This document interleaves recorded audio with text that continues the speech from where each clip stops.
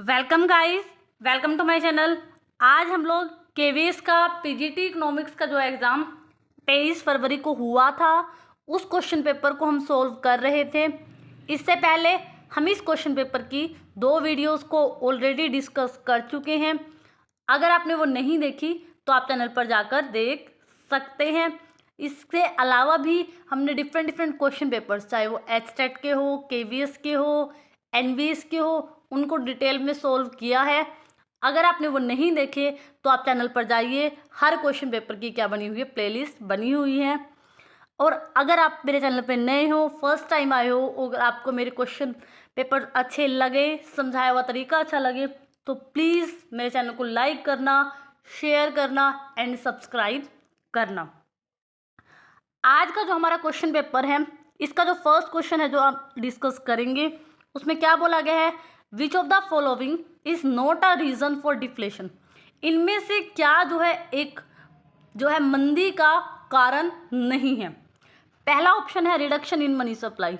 सबसे पहले देखिए, जब मंदी की सिचुएशन होती है अर्थव्यवस्था में तो क्या होती है, मुद्रा की पूर्ति घट जाती है। तो यहाँ पर यही बोला गया है, मुद्रा की पूर्ति घट गई तो ये रीजन तो हो गया डिफ्लेशन का होता है।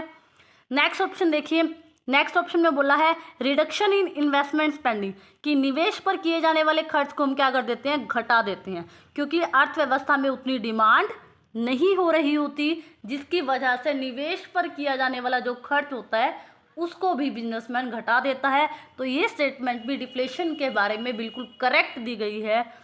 थर्ड स्टेटमेंट देखिए, रिडक्शन इन क्रेडिट अवेलेबिलिटी, कि लोगों को जो लोन है वो मिलना बहुत मुश्किल हो जाता है या उसकी मात्रा घट जाती है। मंदी की सिचुएशन में लोन भी इतनी आसानी से नहीं मिल पाता। तो ये बात भी मंदी या महामंदी के बारे में बिल्कुल सही बोली गई है। लेकिन हमें नोट ढूंढना है कि क्या एक रीज़न मंदी और महामंदी का नहीं होता। फोर्थ ऑप्शन देखिए, reduction in a policy rate by RBI, कि आरबीआई अपनी रेट्स को कम कर देता है तो उसकी वजह से क्या मंदी होती है।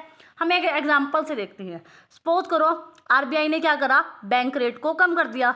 जब आरबीआई क्या करेगा, बैंक रेट को कम करेगा तो अर्थव्यवस्था में लोन जो है वो सस्ता मिलेगा लोगों को। अब जब लोन सस्ता मिलेगा तो मनी की सप्लाई बढ़ेगी।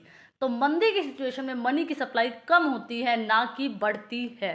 तो इसीलिए reduction in policy rate by RBI ये डिफ्लेशन का कारण बिल्कुल भी नहीं है। तो इसीलिए ऑप्शन नंबर 4 ही आपका क्या हो जाएगा, राइट आंसर हो जाएगा। अगला क्वेश्चन देखिए, Phillips curve show the relationship between. ठीक है, अब आपको पता होना चाहिए कि फिलिप्स कर्व किसके बीच में रिलेशनशिप दिखाता है। Phillips curve rate of unemployment and rate of inflation के बीच रिलेशनशिप को दिखाता है। अगर यहाँ AW फिलिप्स लिखा होता तो ये वाला डायग्राम इस तरह से बन जाता कि रेट ऑफ अनएम्प्लॉयमेंट और रेट ऑफ इन्फ्लेशन, क्योंकि शॉर्ट टर्म की बात करता है ये। यहाँ पर अब फिलिप्स कर्व लिखा हुआ है तो रेट ऑफ अनएम्प्लॉयमेंट और इन्फ्लेशन का जो डायग्राम आपका बनेगा वो इस तरह से बनेगा। लेकिन रिलेशनशिप जो है इन दो चीज़ों में ही दिखाया जाएगा। तो इसीलिए इस क्वेश्चन का जो आंसर हो जाएगा राइट, ऑप्शन नंबर 4 आपका राइट आंसर हो जाएगा। अगला क्वेश्चन देखिए, which of the following is not correct about banking ombudsman scheme. ठीक है, बैंकिंग सेक्टर में एक ओम्बडसमैन स्कीम को लाया गया था। बोला गया है कि जो ये स्कीम है इसके बारे में क्या बात करेक्ट नहीं है। ठीक है, तो सबसे पहले आपको इस स्कीम को समझने से पहले बैंकिंग ओम्बडसमैन स्कीम का ये वर्ड जो है इसको समझना होगा। क्या होता है, बैंक का कार्य है, जैसे मान लो एक बैंक है, वो अपने कस्टमर को क्या प्रोवाइड करता है, सर्विस प्रोवाइड करता है। ठीक है, डिफरेंट जैसे सेविंग अकाउंट देना, उनको रेट ऑफ इंटरेस्ट तरह तरह के प्रोवाइड कराना। तो अब क्या होता है, मान लो वो कस्टमर को ये सर्विसेज दे रहा है लेकिन सर्विस में कोई प्रॉब्लम आ गई तो क्या होता है, बैंक को उसको सोल्यूशन देता है।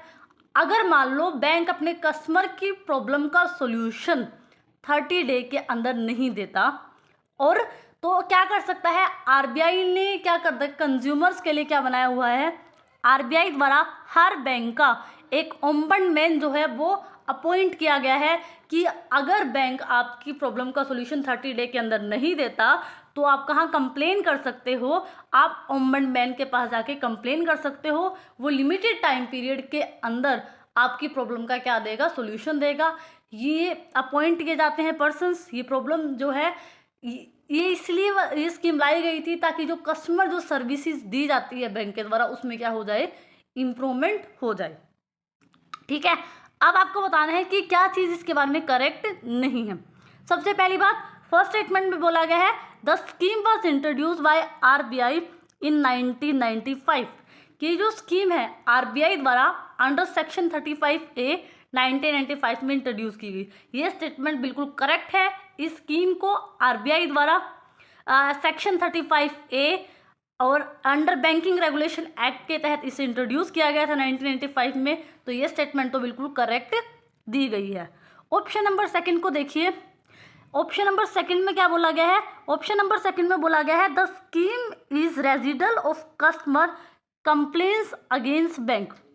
कि ये स्कीम इसलिए लाई गई थी कि बैंकों के खिलाफ उपभोक्ताओं की जो शिकायतें हैं उसका निवारण करेंगी। अभी मैंने आपको समझाया कि कस्टमर पहले वो बैंक के पास जाता है अपनी प्रॉब्लम को लेकर कोई भी सॉल्यूशन। अगर बैंक उसकी प्रॉब्लम को सोल्व नहीं करता तो कस्टमर कहाँ जाएगा, तो कस्टमर क्या कर सकता है, अपनी जो प्रॉब्लम है उसकी कंप्लेन कर सकता है। कहाँ पर कर सकता है, बैंकिंग ओम्बड्समैन स्कीम के तहत कंप्लेन फाइल कर सकता है। तो ये स्टेटमेंट की योजना बैंकों के खिलाफ उपभोक्ताओं की जो शिकायतें होती हैं उसका निवारण करने के लिए लाई गई थी। ये स्टेटमेंट भी बिल्कुल सही हमारी है, ये भी बिल्कुल करेक्ट है। आप थर्ड स्टेटमेंट को पढ़िए। Under this scheme bank do not have any option to appeal before appellate authority. Third statement में बोला गया है कि इस योजना में बैंकों के पास अपील अथॉरिटी के समक्ष अपील करने का कोई ऑप्शन जो है, विकल्प उपलब्ध नहीं है। ये स्टेटमेंट बिल्कुल रॉन्ग दी गई है, क्योंकि पहले कस्टमर बैंक के पास जाता है, उसके पास अपील करता है, अपनी प्रॉब्लम बताता है। तो यहाँ पर ये बोला गया है कि बैंक जो है, कस्टमर जो है बैंक के पास नहीं जाएगा। तो ये स्टेटमेंट यहाँ पर रॉन्ग है। ऑप्शन नंबर थर्ड ये एक ऐसी स्टेटमेंट है जो यहाँ पर रॉन्ग दी गई है। बाकी दोनों स्टेटमेंट बिल्कुल करेक्ट है। तो इसीलिए इस क्वेश्चन का जो राइट आंसर आपका हो जाएगा only option number C right answer हो जाएगा। अगला क्वेश्चन देखिए। अगले क्वेश्चन में बोला गया है कि कौन सा जो है करेक्टली जो मैच जो है वो नहीं है। फर्स्ट बोला गया है कॉरपोरेशन बैंक का headquarter bank of India, Punjab national bank, Allahabad bank. अगर हम बात करें कॉरपोरेशन बैंक का जो हेडक्वार्टर है वो कहाँ पर है, मंगलुरु में है। तो ये तो बिल्कुल करेक्ट है। बैंक ऑफ इंडिया की बात करें तो उसका हेडक्वार्टर बम्बई में है। तो ये भी बिल्कुल करेक्ट है। पंजाब नेशनल बैंक के हेडक्वार्टर की बात करें तो उसका जो हेडक्वार्टर है पटियाला में ना होकर कहाँ पर है, न्यू दिल्ली में है। कहाँ पर है, न्यू दिल्ली में है। इलाहाबाद बैंक का जो हेडक्वार्टर है वो कलकत्ता के अंदर ही आपको मिलेगा, लेकिन पंजाब नेशनल बैंक का हेडक्वार्टर पटियाला में ना होकर न्यू दिल्ली में है। इसीलिए नोट करेक्टली मैच बोला गया है। ऑप्शन नंबर थर्ड यहाँ पर आपका राइट आंसर हो जाएगा। अगला क्वेश्चन देखिए। क्वेश्चन नंबर 309 में बोला गया है MS वर्मा कमेटी जो है वो किससे रिलेट करती है। MS वर्मा जो कमेटी है जो बनाई गई थी वो बोला गया है कि इसका जो संबंध है वो किससे है। तो इसका जो संबंध है MS वर्मा कमेटी का संबंध है रिकंस्ट्रक्शन ऑफ रूरल बैंक्स। ठीक है, कि किस तरह से हमें दोबारा से रूरल बैंक्स का क्या करना है, रिकंस्ट्रक्शन करना है। जो पब्लिक सेक्टर में वीक बैंक है उनको किस तरह से आप रिकंस्ट्रक्ट कर सकते हो, इसके ऊपर रिपोर्ट दी गई थी MS वर्मा कमेटी के द्वारा। इसीलिए इस क्वेश्चन का जो राइट आंसर होगा ऑप्शन नंबर सेकंड आपका राइट आंसर हो जाएगा। अगला क्वेश्चन देखिए। अगले क्वेश्चन में बोला गया है कि कौन सा पेयर करेक्टली मैच नहीं है। तो पहला देखिए, आरबीआई जो होता है लैंडर ऑफ लास्ट रिजोर्ट, मतलब अंतिम ऋणदाता होता है। ये बात तो आपको पता है, बिल्कुल करेक्ट है। एक्सिम बैंक जो है फाइनेंस करता है। अगर आप एक्सपोर्टर हो, इंपोर्टर हो, उसके लिए आपको लोन चाहिए तो फाइनेंसिंग आपका एक्सिम बैंक करेगा। तो ये बात भी बिल्कुल करेक्ट है। आईसीआईसी बैंक के बारे में बोला गया है, ये पब्लिक सेक्टर का बैंक है। नाबार्ड जो है रूरल डेवलपमेंट के लिए लोन देता है या डेवलपमेंट करता है। तो नाबार्ड का काम ही क्या है, रूरल डेवलपमेंट करना। लेकिन आईसीआईसी बैंक क्या है, आईसीआईसी बैंक एक पब्लिक सेक्टर बैंक नहीं है बल्कि एक प्राइवेट सेक्टर का एक बैंक है। तो यहाँ पर नोट करेक्टली मैच हमसे पूछा है, तो इसीलिए ऑप्शन नंबर 3 यहाँ पर आपका राइट आंसर हो जाएगा। हम यहाँ पर याद करने के लिए या थोड़ा समझने के लिए, आईसीआईसी बैंक कब स्टैब्लिश हुआ, 1994 में ये हुआ। और इसकी फुल फॉर्म की अगर हम बात करें, इसकी फुल फॉर्म है industrial credit and investment corporation of India. इस क्वेश्चन का ऑप्शन नंबर 3 आपका राइट आंसर हो जाएगा। अगला क्वेश्चन देखिए, अगले क्वेश्चन में बोला गया है which of the following statement is correct. First है RBI change the repo rate every month to control the money supply in economy. First statement में बोला गया है कि आरबीआई हर महीने रेपो रेट को चेंज करता है ताकि मनी सप्लाई को कंट्रोल कर सके। ये बात तो बिल्कुल सही है कि RBI repo rate, reverse repo rate को कम या ज़्यादा करने का काम आरबीआई का है, मनी सप्लाई को वो कंट्रोल करता है इसके थ्रू, लेकिन वो हर मंथ कभी भी रेपो रेट में चेंज नहीं करता। तो इसीलिए फर्स्ट स्टेटमेंट आपका हो गया रोंग। सेकंड स्टेटमेंट को पढ़िए, any change in repo rate by RBI is a signal to bank to revise their rate of interest on deposits and loan. Second statement में बोला गया है कि जो बैंक जो रेट्स में चेंज करता है वो इस बात का सिग्नल देता है कि जो डिपॉजिट्स पे आपको रेट ऑफ इंटरेस्ट मिलती है, इंटरेस्ट मिलता है, वो भी कहीं ना कहीं एक तरह से चेंज हो गया है। तो ये बात बिल्कुल सही है। जिस हिसाब से बैंक रेट ऑफ इंटरेस्ट को बढ़ाता है, घटाता है, तो इसका डायरेक्ट इम्पैक्ट कंज्यूमर पर पड़ता है, उसके डिपॉजिट्स पर पड़ता है। इसीलिए इस क्वेश्चन में ऑप्शन नंबर 2 तो राइट है, लेकिन ऑप्शन नंबर 1 बिल्कुल रॉन्ग दिया गया है। इसीलिए ऑप्शन नंबर बी आपका करेक्ट हो जाएगा। तो यहाँ पर ऑप्शन नंबर 2 आपका राइट आंसर हो जाएगा। अगला क्वेश्चन है, अगले क्वेश्चन में बोला गया है effect of expansionary monetary policy by RBI. Expansionary monetary policy का मतलब है कहीं ना कहीं आरबीआई क्या कर रहा है, मनी सप्लाई को इंक्रीज कर रहा है। ठीक है, तो फर्स्ट स्टेटमेंट में बोला है increase the cost of borrowing. क्या इससे उधार लेने की कॉस्ट, जैसे मान लो आरबीआई है, आरबीआई ने क्या किया, इकोनॉमी में मनी की सप्लाई को इंक्रीज कर दिया, यही तो बात होती है एक्सपेंशनरी मॉनेटरी पॉलिसी। अब कह रहा है कि इसकी वजह से कॉस्ट ऑफ बोरोइंग, उधार लेने की जो लागत है वो बढ़ जाएगी।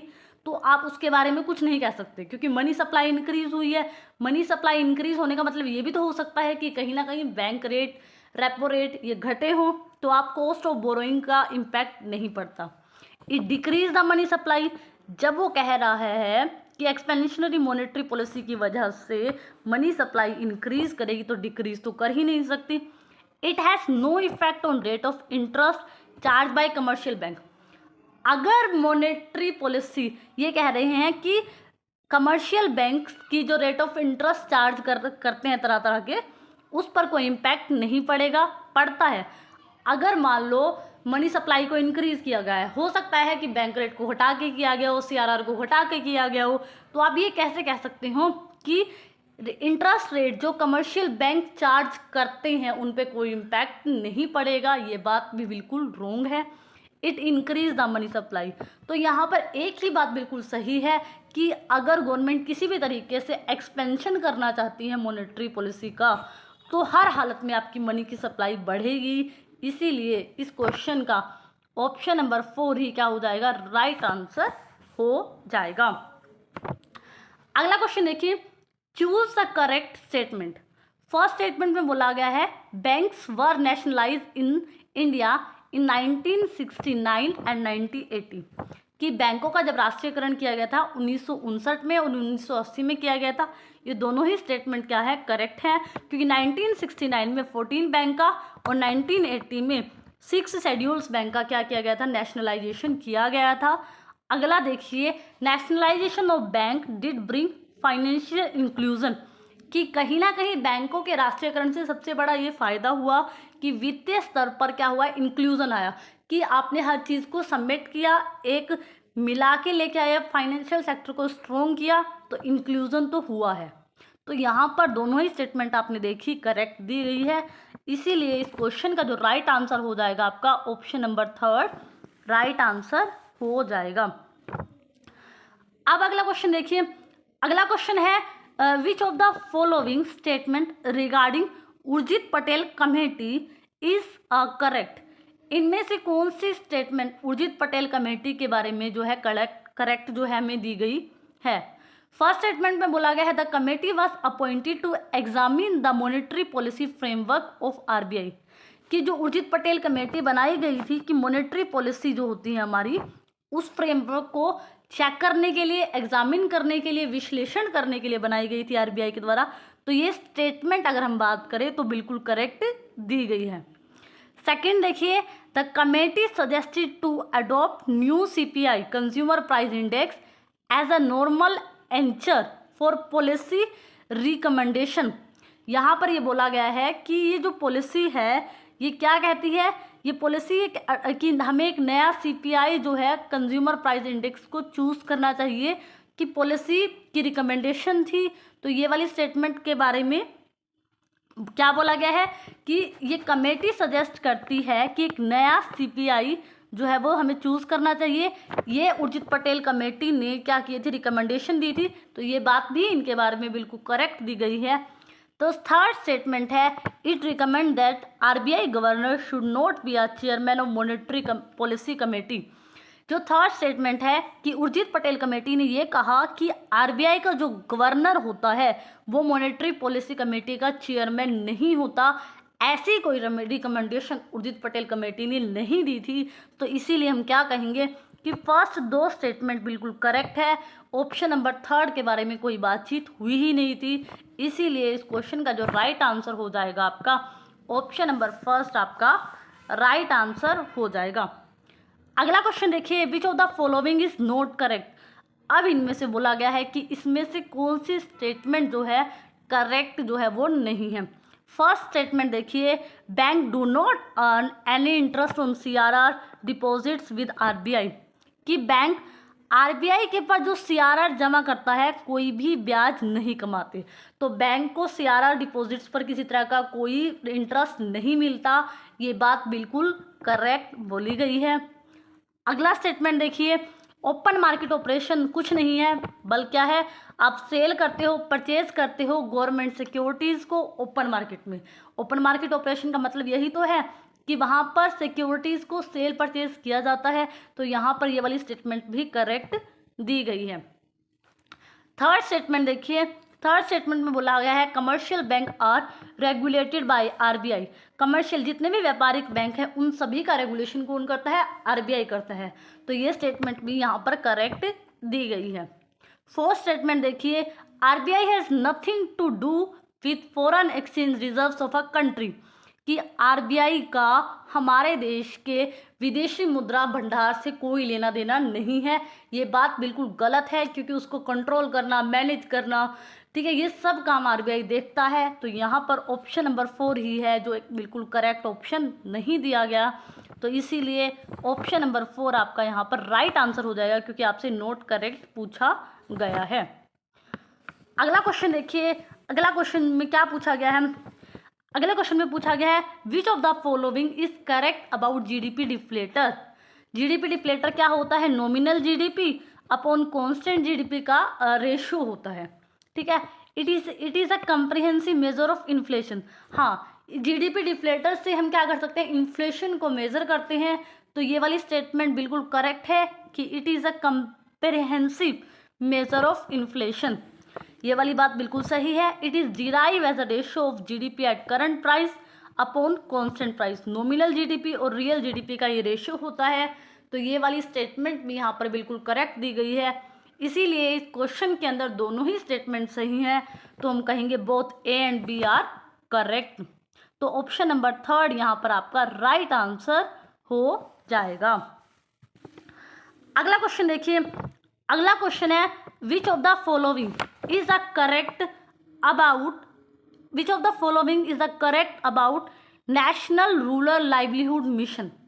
नेशनल रूरल लाइवलीहुड मिशन एक स्कीम कह सकते हैं, एक मिशन है जो कि गवर्नमेंट द्वारा चलाया गया था।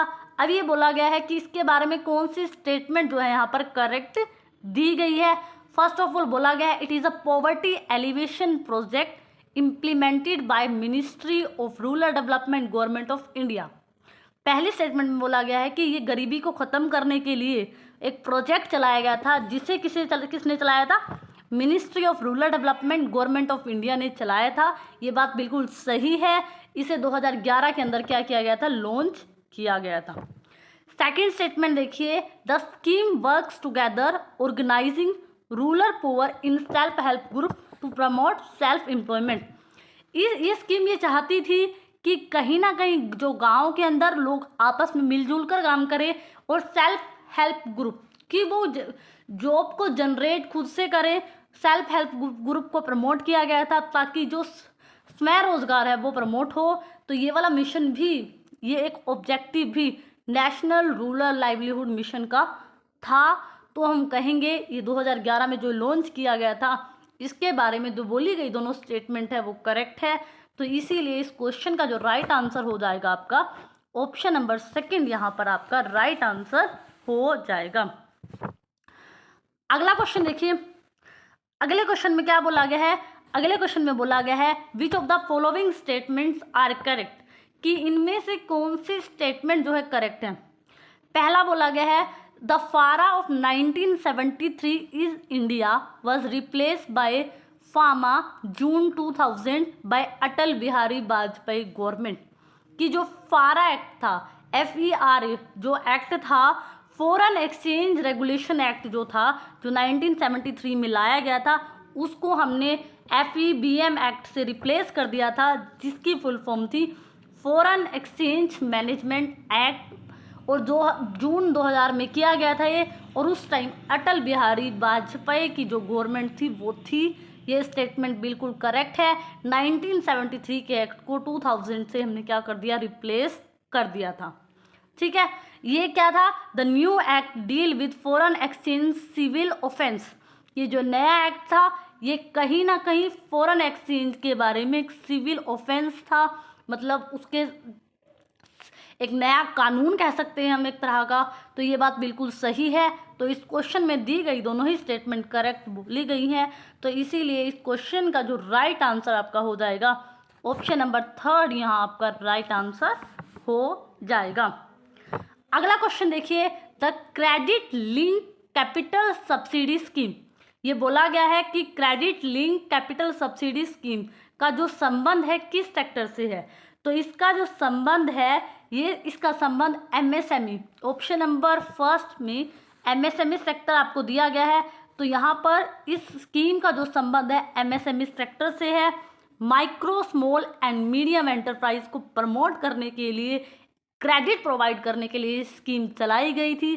तो इसीलिए इस क्रेडिट लिंक कैपिटल स्कीम का जो संबंध है MSME सेक्टर से है। ऑप्शन नंबर फर्स्ट यहाँ पर आपका राइट आंसर हो जाएगा। अगला क्वेश्चन देखिए, the theme of 12th 5-year plan was. जो 12th 5-year प्लान लाया गया था उसकी थीम हमसे पूछी गई है। तो उसकी जो थीम थी वो यही थी कि हमें faster, sustainable, more inclusive development, हर सेक्टर को साथ लेकर चलना है। हमारा जो डेवलपमेंट है वो फास्ट रेट से होगा, ये हमारी थीम थी। ऑप्शन नंबर 4 यहाँ पर आपका राइट आंसर हो जाएगा। अगला क्वेश्चन देखिए, अब हमसे पूछा गया है कि नेशनल इनकम के बारे में कौन सा, यहाँ पर फॉर्मूलेज दिए गए हैं ना। अब ये बोला गया है कि यहाँ पर जो फॉर्मूलेज दिए गए हैं, इन फॉर्मूलेज में से कौन सी स्टेटमेंट जो है आपकी करेक्ट है। अब यहाँ पर आपको सिर्फ फॉर्मूला पता होना चाहिए कि आपको नेशनल इनकम निकालते समय क्या पता होना चाहिए। अगर आप नेट नेशनल प्रोडक्ट जो आपका होता है उसमें से आप नेट इनडायरेक्ट टैक्स को माइनस कर दोगे तो आपका जो नेशनल इनकम है वो निकल जाएगा।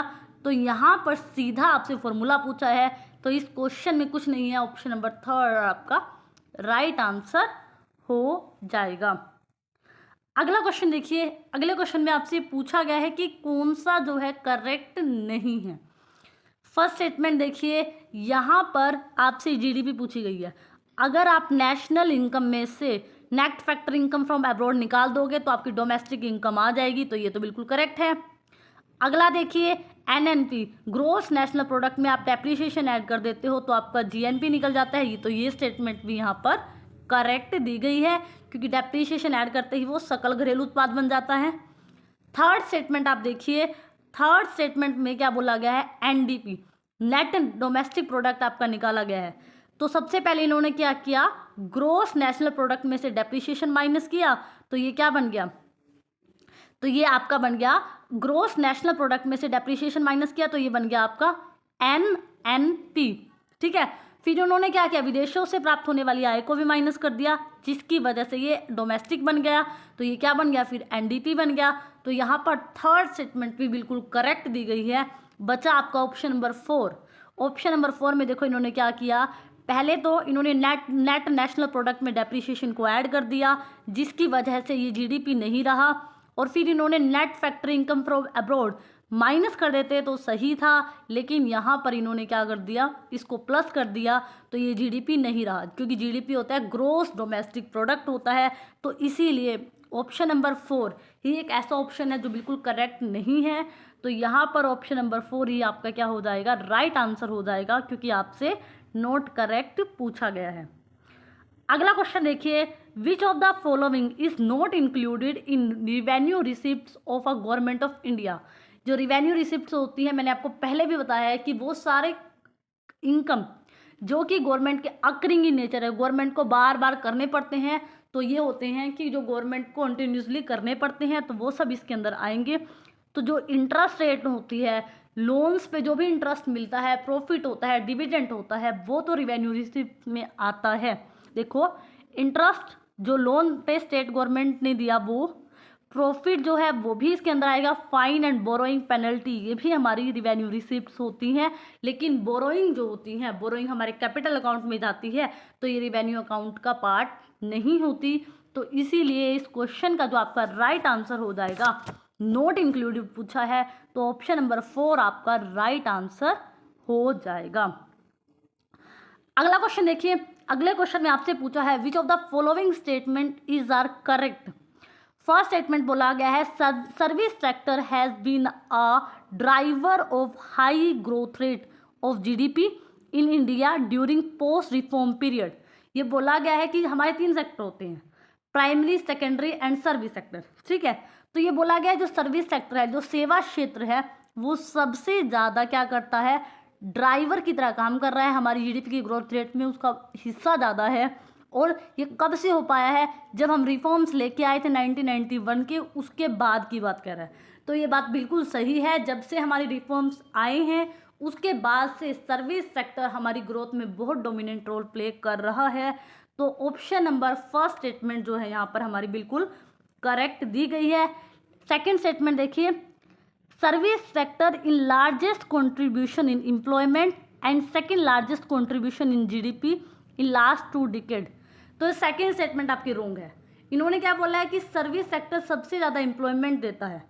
आपको पता है कि सबसे ज़्यादा एम्प्लॉयमेंट इंडिया के अंदर आज भी एग्रीकल्चर सेक्टर प्रोवाइड करता है, तो इसीलिए आगे आपको पढ़ने की भी ज़रूरत नहीं है, तो ये आपका गलत हो जाएगा। तो सिर्फ ऑप्शन नंबर फर्स्ट ही आपका यहाँ पर राइट आंसर बचा, तो ऑप्शन नंबर फर्स्ट यहाँ पर आपका राइट आंसर हो जाएगा। अगला क्वेश्चन देखिए, रूरल इंफ्रास्ट्रक्चर डेवलपमेंट फंड ये इंस्टीट्यूट मतलब किसने जो है ये फंड की स्थापना की, तो नाबार्ड जो है, जो कि रूरल डेवलपमेंट के लिए फंड देता है, तो नाबार्ड ने रूरल इंफ्रास्ट्रक्चर डेवलपमेंट फंड की स्थापना की। ऑप्शन नंबर 4 इस क्वेश्चन का आपका राइट आंसर हो जाएगा। अगला क्वेश्चन देखिए, capital receipts of government of India do not include. तो यहाँ पर ये बोला गया है कि गवर्नमेंट को क्या होती है, कैपिटल रिसिप्ट्स होती हैं। तो कैपिटल क्या होते हैं, वो सभी खर्च जो कि अकरिंग इन नेचर नहीं होते, आप कॉन्टिन्यूसली इंटरवल पर नहीं करने पड़ते, तो ये फिक्स अमाउंट की तरह एक तरह से फिक्स होते हैं। तो यहाँ पर सबसे पहले आप देखिए, इन्होंने कहा है कि क्या जो है इंक्लूड नहीं करेंगे।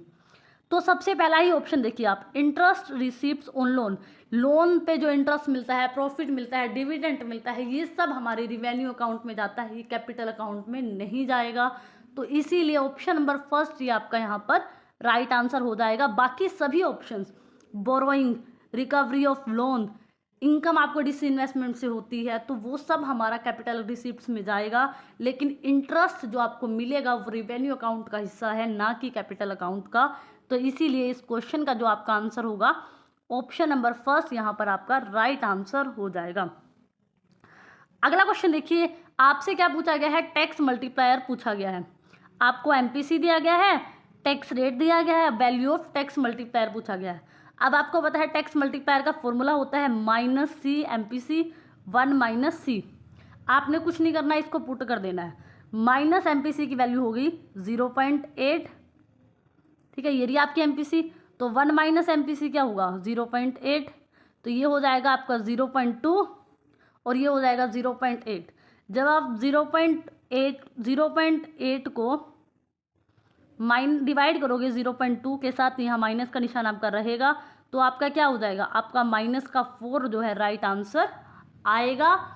ऑप्शन नंबर सेकंड आपका राइट आंसर हो जाएगा। आपको कुछ नहीं करना, -एमपीसी अपॉन 1 - एमपीसी का फॉर्मूला आप पुट करोगे तो आपकी टैक्स मल्टीप्लायर की वैल्यू आ जाएगी। ऑप्शन नंबर सेकंड आपका यहाँ पर राइट आंसर हो जाएगा। अगला क्वेश्चन देखिए, अगला क्वेश्चन भी एक मैथमेटिकल क्वेश्चन है। आपसे क्या पूछा गया है, आपको सेविंग फंक्शन दिया गया है और ये बोल रहा है कि इन्वेस्टमेंट जो है इकोनॉमी में इंक्रीज हो जाती है किससे, 250 से। आपसे नेशनल इनकम कितने से इंक्रीज होगी वो पूछा गया है, ठीक है। तो आप ये देखिए, ये वैल्यू जो आपकी बाई के साथ है, ये अब एमपीसी ना होकर ये क्या है, एमपीएस है, मार्जिनल प्रोपेंसिटी टू कंज्यूम। और आपको इतना समझ आया है, चेंज इन इन्वेस्टमेंट आपको दे रखा है 250, ठीक है। चेंज इन इन्वेस्टमेंट आपको 250 दिया गया है। अब आप क्या करोगे, फॉर्मूले में इसको पुट करोगे, आपका आंसर आएगा। देखो कैसे, मैंने इसको पहले से ही क्या किया गया है, सोल्व किया था, वैसे कर लेते हैं, यहीं कर देते हैं। आपको क्या करना है, यहाँ पर इसको यहाँ पर देखिए, यहाँ पर हमारे पास क्या फॉर्मूला निकला है, हमारा फॉर्मूला होता है 1/1 - एमपीसी, ठीक है। तो यहाँ पर 1/1 - एमपीसी और आपके पास किसकी वैल्यू है, चेंज इन इन्वेस्टमेंट की आपके पास वैल्यू दे रखी है।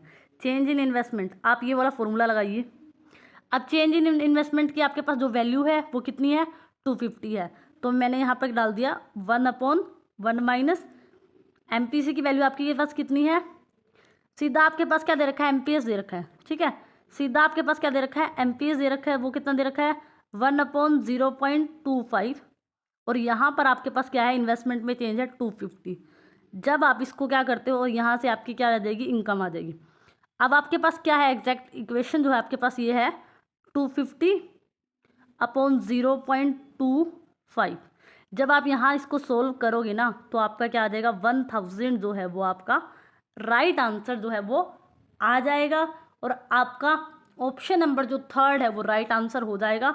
आपको कुछ नहीं करना, आपको इनकम निकालने के लिए क्या करना है, 1/1 - एमपीसी। और आपके पास क्या गिवन है, आपके पास चेंज इन इन्वेस्टमेंट आपके पास यहाँ गिवन है। आपको इनकम में होने वाला चेंज जो है अभी पता लग जाएगा। मैंने कुछ नहीं किया, इसमें वैल्यू डाली है, आपको एमपीएस दे रखा है, ये चेंज इन इन्वेस्टमेंट आपके पास ये है। अब वैल्यू डालिए, आपका 1000 जो है राइट आंसर निकल जाएगा। ऑप्शन नंबर थर्ड यहाँ आपका राइट आंसर निकल जाएगा। आज हमने काफ़ी क्वेश्चंस कर लिए हैं, बाकी बचे हुए कुछ क्वेश्चंस हमारे रह गए हैं। आने वाली वीडियो में ये वाला क्वेश्चन पेपर पूरी तरह से आपका कंप्लीट हो जाएगा।